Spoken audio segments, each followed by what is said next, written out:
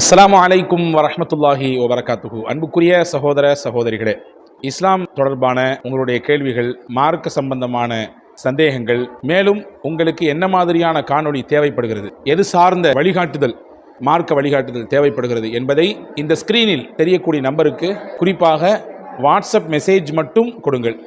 இன்ஷா அல்லாஹ் நீங்கள் சொல்லக்கூடிய கருத்துகள், உங்களுடைய அவசிய தேவைகள் இதுவெல்லாம் இன்ஷா அல்லாஹ் மார்க்க சம்பந்தப்பட்ட முறையிலே எங்களால் முடிந்த அளவிற்கு உங்களுக்கான கேள்விகளுக்கு, சந்தேகங்களுக்கு விடையளிப்பதற்கும், உங்களுக்கான தேவைகளுக்கு பதில் சொல்வதற்கும் கண்டிப்பாக முயற்சிக்கிறோம். வல்ல அல்லாஹ் நம்முடைய யாவருடைய தேவைகளையும் நிறைவு செய்து தருவானாக.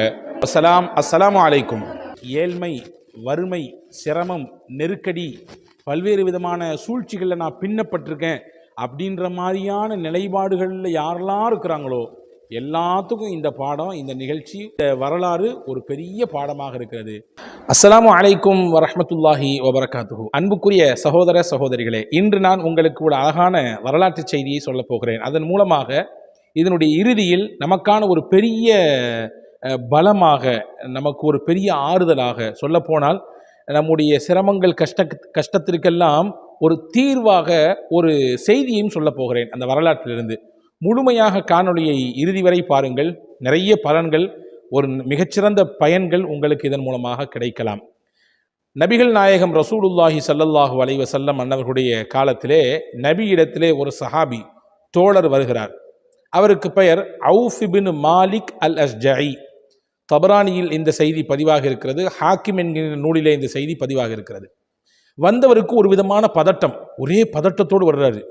அவருடைய முகத்தில் அந்த பதட்டம் தெரியுது, ஒரு பரிதவிப்பு தெரியுது. எதையோ ஒரு பெரிய கஷ்டத்தில், சிக்கலில் மாட்டிருக்கிறது அவருடைய தோற்றத்திலையும் அவருடைய தழுதழுத்த குரலிலும் அது வெளிப்படுகிறது. வந்தவர் நேராக நபிகள் நாயகம் ஸல்லல்லாஹு அலைஹி வஸல்லம் இடத்திலே வந்து, யா ரசூலல்லாஹ், என் பிள்ளையை காணோம் அப்படின்னாரு. பிள்ளையை காணோங்கிறது ஒரு சாதாரண செய்தி அல்ல, ஒரு வரி செய்தி அல்ல. அதை பறிகொடுத்தவர்களுக்குத்தான் அதனுடைய வலியும் வேதனையும் தெரியும், இல்லையா? என் பிள்ளையை காணோம், அவர் பேர் மாலிக்கு, கைதியாக பிடிச்சிட்டு போனாங்க, வரல, என்னாச்சோ ஏதாச்சோ தெரியல, என்ன செய்கிறதுன்னு தெரியாமல் கையை பிசைஞ்சிட்டு நான் நின்னேன். எங்கள் மனைவி, என்னுடைய மனைவி நபியிடத்தில் போய் என்னன்னு தீர்வு கேளுங்க அப்படின்னு சொன்னாங்க என்று ஹஸரத் அவுஃப் இப்னு மாலிக் அல் அஷ்ஜஇ ரலியல்லாஹு அன்ஹு சொன்னார்கள். அது மட்டுமல்ல, நாங்கள் பெரிய ஓஹோன் குடும்பத்துக்காரங்களாம் கிடையாது. இன்னைக்கு சில கடத்தல்கள் நடக்கிறது, பிள்ளைகளை வந்து கைப்பற்றி வச்சுக்கிறாங்க. பேக்ரவுண்டை பார்த்தா அந்த பிள்ளையினுடைய தகப்பன்றிருந்து அல்லது அவங்களுடைய உறவுக்காரர்களிருந்து ஒரு பெரிய அமௌண்ட்டை லாபகமாக கைப்பற்ற வேண்டும், அவங்கள்ட்ட மொத்தமாக அதை வந்து சுருட்டிக்கணுன்ற மாதிரியான எண்ணங்கள் எல்லாம் கிட்னாப்புக்கு பின்னாடி இந்த பணம் அல்லது காசு அல்லது ஒரு குறிப்பிட்ட சொத்துக்களை மொத்தமாக வாரி சுருட்டி கொள்வது, இந்த மாதிரியான சிந்தனைலாம் இருக்குது. அந்த மாதிரியான பேக்ரவுண்டும் கிடையாது. ரொம்ப நாங்கள் ஏழைகள். சொல்லப்போனால் அன்றன்றைக்கு சாப்பிடுவதற்கு தேவையானது எங்களுக்கு கிடையாது. இப்படி இருக்கிற சூழலில் என் பிள்ளையும் நான் மிஸ் பண்ணிட்டேன். எனக்கு பொருளாதாரத்துலையும் பெரிய பாதிப்பு, வறுமை, ஏழ்மை, இதெல்லாம் என்னை போட்டு அழுத்துது, என்ன பண்ணுறதுன்னு கேட்டாங்க. அப்போ ரசூலுல்லாஹி ஸல்லல்லாஹு அலைஹி வஸல்லம் அன்னவர்கள் யதார்த்தமாக இந்த மாதிரியான ஒரு கம்ப்ளைண்ட் போச்சுன்னா நம்ம எப்படி யோசிச்சிருப்போம்? 4 பேர் விட்டேப்பா, நீ அங்கே போய் தேடப்பா, நீ இங்கே போய் தேடப்பா, நீங்கள் எதுக்கும் ஒரு தடவை நீ அந்த இடத்துல போய் பார்த்துட்டு வாங்க என்றெல்லாம் நாம் யோசித்திருக்கலாம். அதுவெல்லாம் உள்ளபடியே நியாயம்தான். நான் அதை குறைத்து பேசவில்லை, மதிப்பிடவில்லை. ரசூலுல்லாஹி ஸல்லல்லாஹு அலைஹி வஸல்லம் அங்கே முதல்ல 2 விஷயத்தை சொல்லி கொடுத்தாங்க. முதல்ல ஆன்மீக பயிற்சி கொடுக்குறாங்க. அதை கொடுத்துட்டு அதற்கு பின்னால் நாம் முயற்சிப்போம், அதற்கான அந்த தேடலில் இறங்குவோம், நிச்சயம் அல்லாஹ் வழிகாட்டுவான் என்று கற்றுக் கொடுத்தார்கள். முதல்ல சொன்னாங்க, இத்தகில்லா வஸ்பிர், இது ஒரு சோதனை, இது உனக்கு இறைவன் புறத்திலிருந்து வந்திருக்கக்கூடிய ஒரு நெருக்கடி. முதல்ல இந்த விஷயத்தில் அல்லாஹ்வை பயந்து கொள், தக்வாவோடு இருங்கள், அல்லாஹ்விடத்திலே பொறுமையோடு எதையும் நீங்கள் எதிர்பாருங்கள், நிச்சயமாக பொறுமையாளர்களுடன் அல்லாஹ் இருக்கிறான் என்று சொல்லிட்டு சொன்னாங்க, லா ஹவுல வலா குவத்த இல்லா பில்லாஹில் அலியுல் அதீம். ஒரு அற்புதமான பல நபிமார்கள் சொன்ன ஒரு திக்ர், ஒற்றை வரிதானது. எல்லாருக்குமே மனப்பாடமாக இருக்கும், பலருக்கு மனப்பாடமாக இல்லாதவர்கள் கூட மனனம் செய்வதற்கு ரொம்பவும் இலகுவானது. லா ஹவுல வலா குவத்த இல்லா பில்லாஹில் அலியுல் அதீம் சொன்னாங்க ஸல்லல்லாஹு அலைஹி வஸல்லம். இதை நீங்கள் ஓதுங்க, அல்லாஹ்விடத்தில் நீங்கள் பொறுமையோடு இருந்து பிரார்த்தியுங்கள், அல்லாஹ்வை பயந்துக்குங்க. நிச்சயமாக அல்லாஹ் உங்கள் பிள்ளையை என்ன செய்ய மாட்டான், உங்களை விட்டு பிரிச்சிட மாட்டான், கொண்டு வந்து சேர்த்துருவான். நீங்கள் இழந்தது உங்களுக்கு கிடைக்கும்.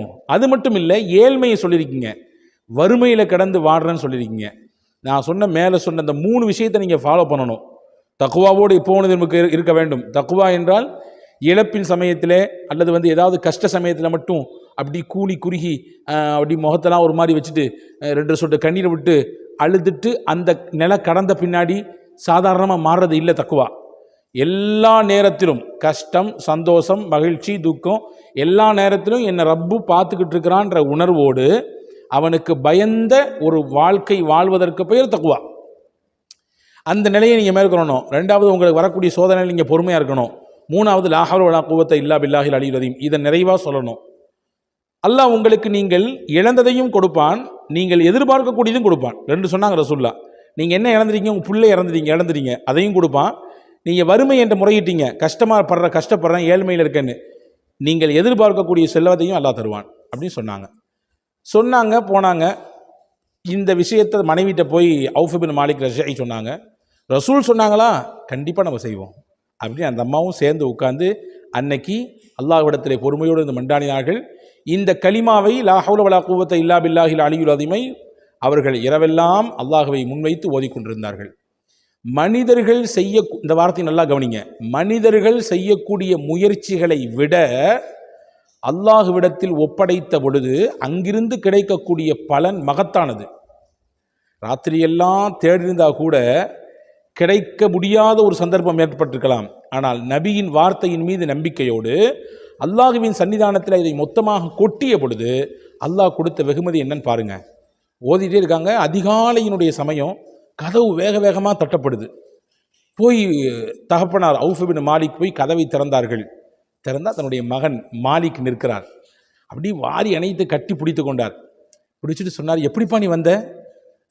என்னை கைதியாக அடைச்சி வச்சுருந்தாங்க ஒரு கூடாரத்தில். நான் எப்படிரா தப்பிக்கிறதுன்னு யோசிச்சுட்டே இருந்தேன். எல்லாரும் ராத்திரி மது குடித்துட்டு அப்படி மயங்கி கிடந்தாங்க.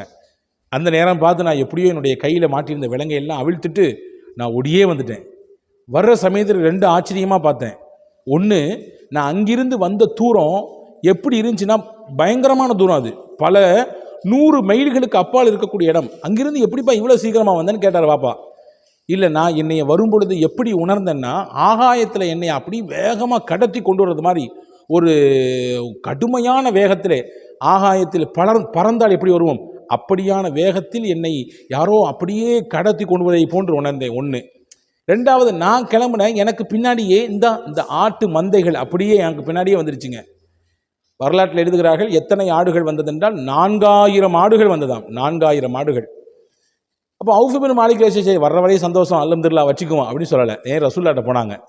போன பின்னாடி இந்த விஷயத்தெல்லாம் சொன்னாங்க. யார் ரசூல்லா, நீங்கள் சொன்ன மாதிரி இந்த 3ஐயும் ஃபாலோ பண்ணோம், அல்லாஹ் என் பிள்ளையை கொண்டு வந்து சேர்த்துட்டான். இப்போ உங்கள்கிட்ட நாங்கள் வேண்டி நிற்கிறது, இவர் கூட இவ்வளோ ஆடு வந்திருக்குதா, 4000 ஆடு வந்திருக்குது, என்ன பண்ணுறதுன்னு கேட்டாங்க. ஸல்லல்லாஹு அலைஹி வஸல்லம் அப்போ தான் சொன்னாங்க, உங்கள் விஷயத்தில் தான் அல்லாஹ் வசனத்தை இறக்கினான். எவ்வளவு புல்லரிக்கக்கூடிய நிகழ்ச்சி என்று பாருங்கள். எவ்வளவு அழகான பாடங்களை சஹாபாக்களின் வாழ்க்கை நமக்கு தருகிறது. அந்த மாதிரியான சஹாபாக்களின் வாழ்வையும் நேசித்து படித்து அதை உள்வாங்கி கொண்டு நம்முடைய வாழ்க்கையில் அதை செயல்படுத்தும் பொழுது நாமும் இந்த மாதிரியான நிலையை அடையலாம். பெருமக்களே பாருங்க, ரசூல்லா சொன்னாங்க, உங்க விஷயத்துல தான் அல்லாஹ் ஒரு வசனத்தை இறக்கியிருக்கான். ஒமன் யத்தகில்லாஹ யஜஅல் லஹு மக்ரஜ வ யர்ஸுகுஹு மின் ஹைஸு லா யஹ்தஸிப். யார் அல்லாஹ்வை பயந்து இறை பக்தியோடு வாடுகிறார்களோ அல்லாஹ் அவர்களுக்கு அறியாத புறத்திலிருந்து உணவை கொண்டு வந்து சேர்ப்பான், ரிசுக்கை கொண்டு வந்து சேர்ப்பான். இந்த ரிசுக்கு உங்களுக்கு அல்லாஹ்வுடைய புறத்திலிருந்து கிடைச்சிருக்கு. தாராளமாக நீங்கள் இதை அனுபவிக்கலாம், உண்ணலாம், நீங்கள் பயன்படுத்தலாம், தாராளமாக எடுத்துப்போங்கள் என்று சொன்னார்கள் நபிகள் நாயகம் ரசூலுல்லாஹி ஸல்லல்லாஹு அலைஹி வஸல்லம். சந்தோஷத்தோட பிள்ளையையும் அந்த ஆடுகளையும் அவர் வீட்டுக்கு அழைத்து வந்தார், கூட்டி வந்தார். அதற்கு பிறகு அவருடைய வாழ்க்கை தரமே மாறியது. இந்த நிகழ்ச்சி ஒரு உணர்வுபூர்வமான நிகழ்ச்சி. இந்த நிகழ்ச்சியில் நிறைய பாடம் நமக்கு இருக்குது. முக்கியமான பாடம், 3ஐ கொண்டு பெரிய சாதனையை நம்மால் படைக்க முடியும். இல்லை, ஏழ்மை, வறுமை, சிரமம், நெருக்கடி, பல்வேறு விதமான சூழ்ச்சிகளில் நான் பின்னப்பட்டிருக்கேன் அப்படின்ற மாதிரியான நிலைப்பாடுகளில் யாரெல்லாம் இருக்கிறாங்களோ எல்லாத்துக்கும் இந்த பாடம், இந்த நிகழ்ச்சி, இந்த வரலாறு ஒரு பெரிய பாடமாக இருக்கிறது. 3 விஷயம் எப்பொழுதும் நம் வாழ்க்கையில் நிறைவாக இருக்கட்டும். இறைவனை பயந்து வாழுதல். நான் சொல்லிவிட்டேன், இறைவனை பயப்படுவது என்பது நமக்கு சோதனை வர்ற சமயத்தில், கஷ்டம் வர்ற சமயத்தில் மட்டும் அல்லாஹ் அல்லாஹ் அல்லாஹ்னு சொல்கிறது அல்ல. எல்லா நேரத்துலையும் அல்லாஹ் இருக்கான்ற உணர்வோடு வாழ்கிறது. 2வது, ஏற்படுகிற சோதனையில் பொறுமையாக இருப்பது. 3வது, லா ஹவ்ல வலா குவத்த இல்லா பில்லாவை அதிகமாக நம்முடைய வாழ்க்கையில் சொல்லிக் கொள்வது. அல்லாஹ் சிறந்த பலனை உங்களுக்கும் எனக்கும் எல்லா மக்களுக்கும் வழங்கி அருள் புரிவானாக. வஸ்ஸலாம். அஸ்ஸலாமு அலைக்கும்.